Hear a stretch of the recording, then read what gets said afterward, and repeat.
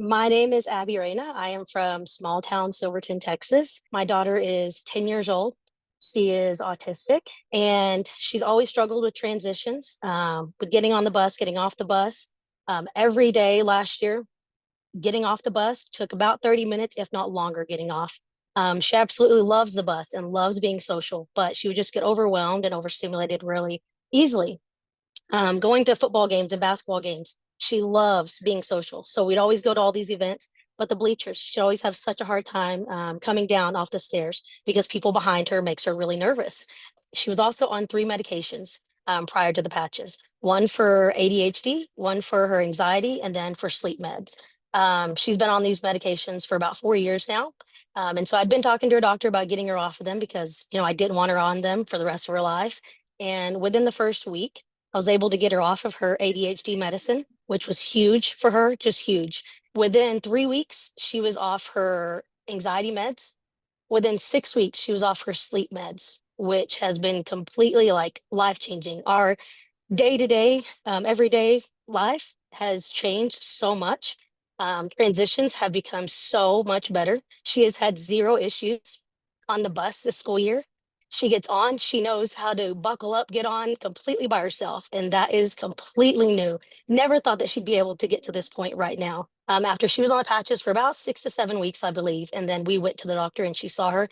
She could not believe it. She was speechless majority of the time because she'd known Brinlin before the patches and now after. And for me, it's helped me so much with my anxiety. I suffer from like severe, severe anxiety, always have for as long as I can remember. I have had so much less freakouts, as I like to call them, from day to day. Yeah, my anxiety has lessened so much. I'm not as scared to kind of go out and be more social. And so I know with me, with my anxiety, it's helped so much. And that in turn has helped my daughter so much. I'm Anthony Baker from Benton, Arkansas. On April the 10th, I had blood clots removed from my lungs and my aorta. It turned out to be multiple blood clots. Anyway, the cardiologist was concerned about my aorta being enlarged as of August the 23rd. And anyway, so the CT scan was scheduled September the 6th. I had a sore shoulder at the time, and that was addressed in 2 days. I had a toothache as of August 18th. That pain was actually gone September the 13th. Got a call from the cardiologist on September the 10th after they did the CT scan stating that my aorta was stable and everything looked great. I was on two blood pressure medications, but as of September the 8th, my blood pressure medications were eliminated. But yesterday, my blood pressure was 126 over 86, and that was without blood pressure medicine since September the 8th. My gums stopped bleeding when I brush my teeth. I have no more nighttime bathroom trips. I have flat feet. I have the flattest feet ever, but I used to wear special insoles, but now I no longer wear special insoles. I don't need them. I have more stamina in the gym with faster recovery, and I also have better memory. I'm Debbie Elston, and I live in rural Colorado. So I've been a nurse for 45 years and been in this community a little over 40 years. So I know everybody. Work at a little small hospital, and I also am a school nurse. So the first one is a little 6-year-old guy, and he was born prematurely. He has Downs, he has autism, he has epilepsy, a rare form that's called Lennox-Gastaut syndrome. He has seizures, both convulsive, the tonic-clonic. He has absent seizures. A good day for him was 6 to 7 seizures a day, sometimes up to 20. He lives in a wheelchair. He can sit up with a little bit of assist. No bladder, bowel control, nothing like that. He is extremely special needs. Miraculously, he started crawling. He never was able to do that. He only used one hand. Now he's playing and using both hands. He smiles. He's making all kinds of sound. 2 seizures in the last 5 days. So that's my first little guy. My other guy's not so little. He's 18, but he had a brain bleed when he was 10. It left him in a coma for over a month. When he woke up, he had no memory of the past. He had to learn to walk, to talk, and to start all over learning letters and all of those things. He has migraines, and the right side of his body, his postures, his hand has very little use out of that. He walks with a limp, terrible migraines, ADHD, anxiety, didn't sleep well. On the second day after patching, he came into my office at school and he was happy. And he said, Nurse Debbie, I haven't had a seizure since yesterday when we put the patch on. But he again had multiple seizures a day, averaged, 3 to 8. Well, he's been patching 2 weeks tomorrow. He has not had a single seizure. That boy came bouncing into my last week, just saying, "Oh, I remember playing soccer, Nurse Debbie. I was this kid in the red jersey and the other team was blue and I kicked the winning goal." He had these big tears in his eyes and he said, "I never remembered that till right now." His mom this afternoon, she called me because I said I just wanted a little update on from her perspective. And she said he is struggling so much less trying to articulate and find words. She said he's sleeping better. He's just, and she said she noticed today he was actually using that right hand more. And I've got other kids starting now, and I can't wait. Mikey is my 19-year-old nonverbal or emerging verbal autistic son, severely autistic son. And he has come light years from not being able to even remotely have a job to now working with the VR vocational rehab program. So Mikey is not verbal, or emerging verbal. He has his iPad. He saw me fall over the fence trying to fill the generator. He grabbed his iPad and said, "Mommy, bounce." And I was just dying laughing. And I didn't get hurt either. I felt like, oh my gosh, my patches are working. Second thing, he is now going to be taking Access Links area bus. So he's going to be taking that back and forth to school. So he will be able to have transportation for when he goes to the vocational rehab. His father's friend said to me, and I was not very gracious because I spit my orange drink out. He says, "Man, Paul, your kid doesn't look as clueless anymore." And out came my orange drink just because he is communicating with his iPad. And he looked at me and he said, "Mom, bathroom." And I let him go into the bathroom by himself at Costco because they kind of have these walls where you could just go behind. There isn't a door. And I could hear him and he put me outside the door and he used the restroom for the very first time by himself, responsibly, soap and water because his hands were wet, and we are on our way. Oh, the hurricane. He did not have any meltdowns.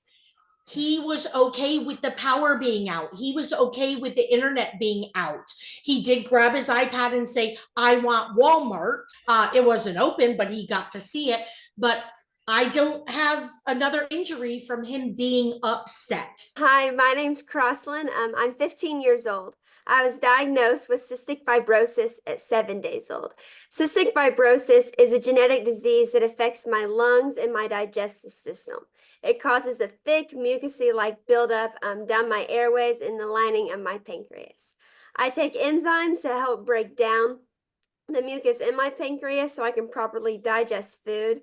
And I do hours of daily medical treatments, which is a compression vest and nebulizers to help break up the mucus in my airways so I can breathe. My doctor called my parents to come into the clinic immediately on May 22nd, and this is where the profound patch story my mom is going to tell you begins.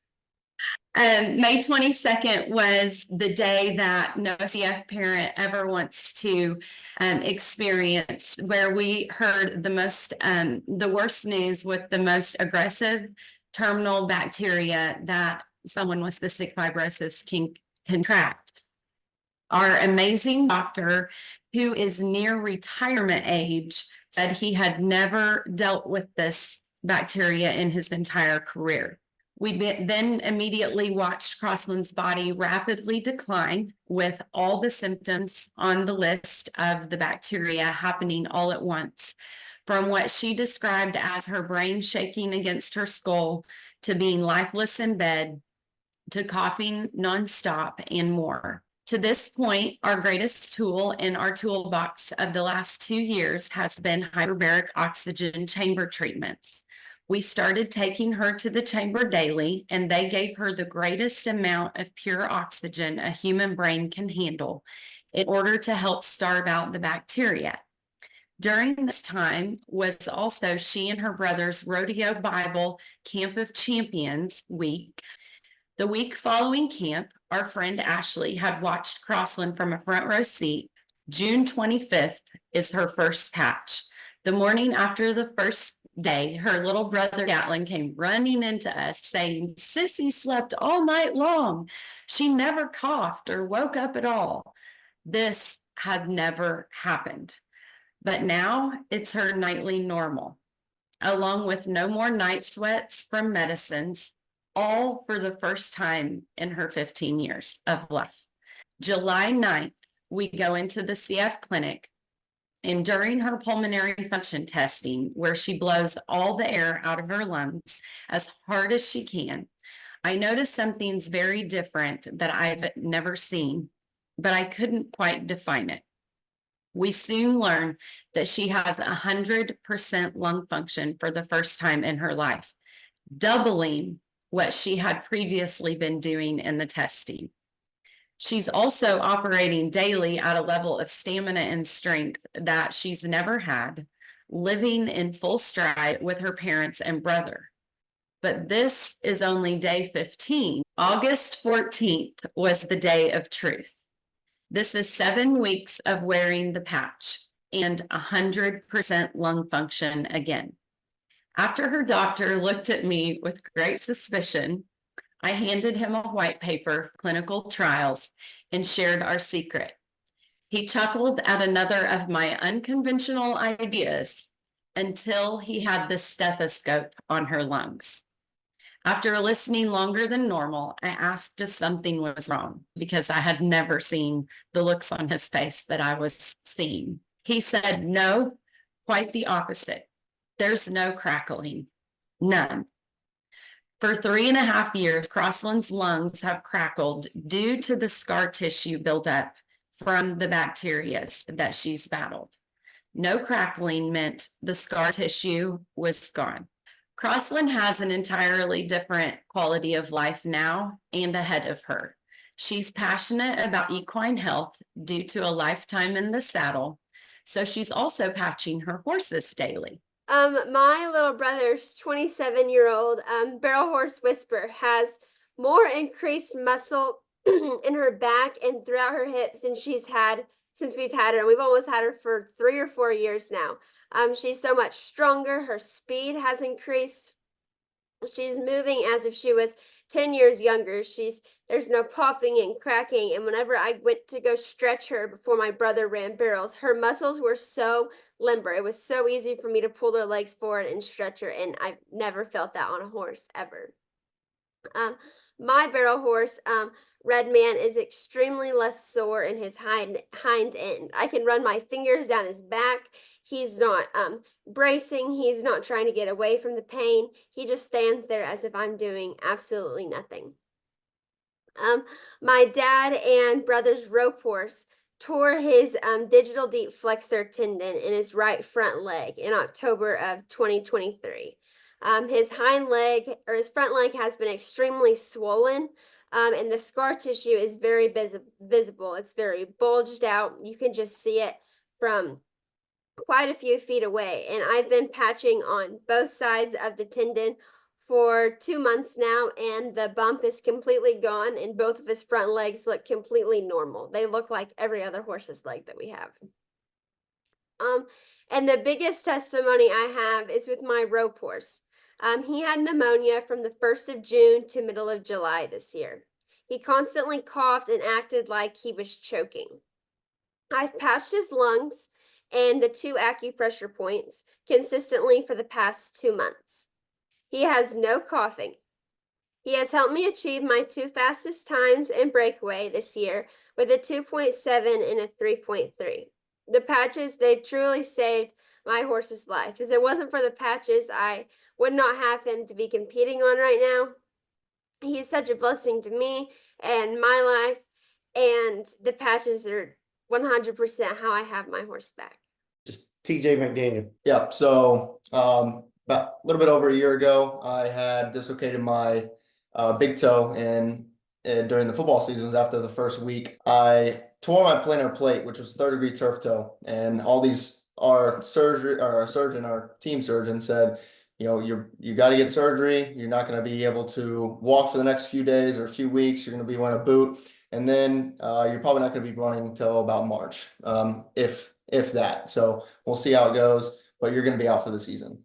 And I looked at him. I was like, yeah, it's a really funny story you got there, but I'm gonna attack things a little bit different. So I started wearing the patches on my toe the day of, and within 4 weeks I was running, and within 5 weeks I was playing again at 100%, and completely blew my orthopedic surgeons away, completely blew my trainers away. They had no clue how I was coming back. So now I've stuck to it. I've stayed to the patch.